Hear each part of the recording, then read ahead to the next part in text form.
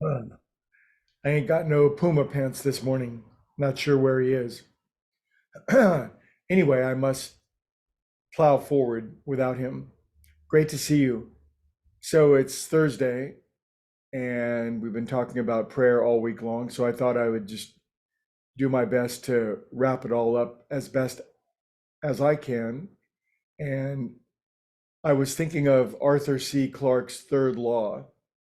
Arthur C. Clarke, author of 2001 and hundreds of other brilliant science fiction books. Maybe you've read some of them, but his third law states that any sufficiently advanced technology is indistinguishable from magic.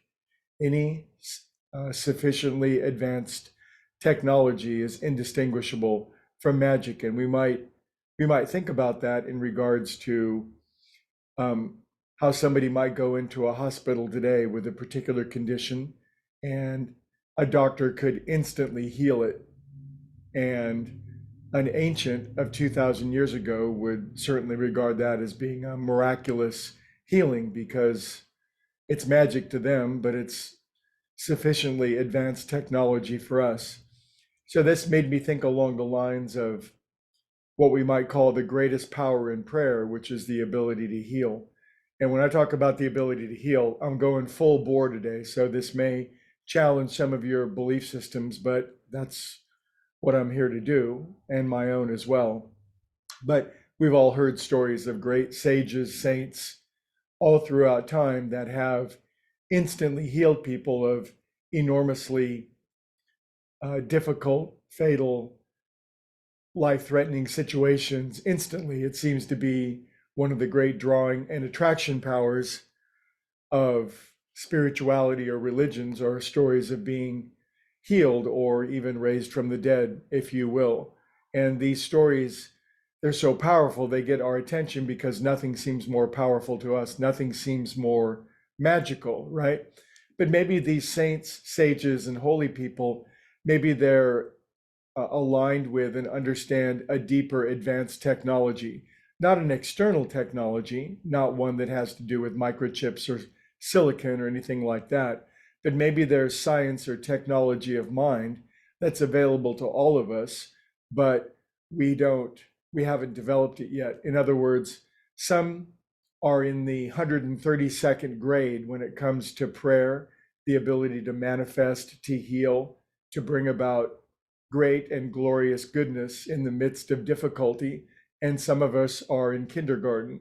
And this sufficiently advanced technology of internal art of prayer, of spirituality, is really a combination of everything that I wrote down earlier in the week.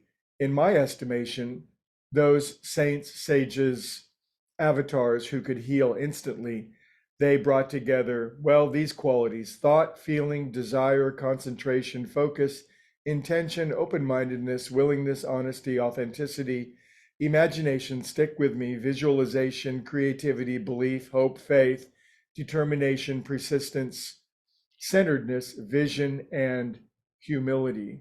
They brought together those qualities in an eternal capacity that they've simply developed over a period of time, and thus grace has bestowed upon them the ability to heal a leper or to bring somebody back from the dead. Do you believe that? You either do or you don't, but be that as it may, what's your own power in prayer? And I want to conclude this week's talk with first to say that you have that power.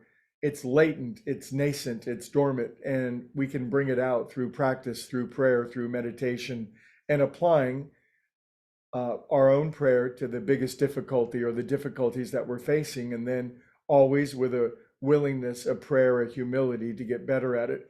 But if I were to boil down effective prayer to one essential element, and the thing that I've seen in talking to hundreds of people over the years, the one thing that most people miss, the biggest impediment to successful prayer, is as soon as the prayer is said, people go back to thinking about the problem. It's especially pernicious and it's especially human. We come across a situation, a difficulty, a dilemma, something very troublesome. And of course, we pray because it's our first instinct, and that's good. But the moment we're done with the prayer, we go back to thinking about the problem. We grind on it. And I believe the number one capacity that the greatest prayers in history have is that they simply dismiss the appearance of things. They simply will not entertain the problem. When Jesus or any other saint that you would like to name instantly heals somebody inside of their own consciousness, they see the perfect, whole, pristine being, and they simply see nothing else. And that's called the truth. That's called the truth, the Christ, the Buddha within us. And when they see that within us, they instantly heal us. And such is the power of truth. We all have that power, but it's latent. And when we pray, when we're in difficulty, it's good that we pray, but we almost instantly go back to grinding, thinking about the problem, how it's going to destroy us, or how we'll fix it with willpower rather than simply distracting ourselves from it or not entertaining it in our consciousness. This is the key to prayer, in my humble opinion. This is why in the rooms of recovery, they say, if you're having a big problem, go help somebody else, because it distracts us from the problem. And a lot of us newcomers in recovery, we would say, no, I've got a big problem. I have to think about it. I have to grind on it. I have to solve it. I don't have time to help somebody else. And an old timer with compassion kicks our butt and says, go make some coffee, go help somebody else, quit thinking about your problem. And inevitably, the newcomer comes back later that day and says, you know, you're right. I went to help somebody else out. I got distracted. I quit thinking about the problem, and the problem went away. So that's my little week talk on prayer. I pray that you found it interesting, helpful, and I pray that you gain great power in prayer. And we're all designed to be magicians of prayer. We just have to practice it every single day. I'll see you tomorrow.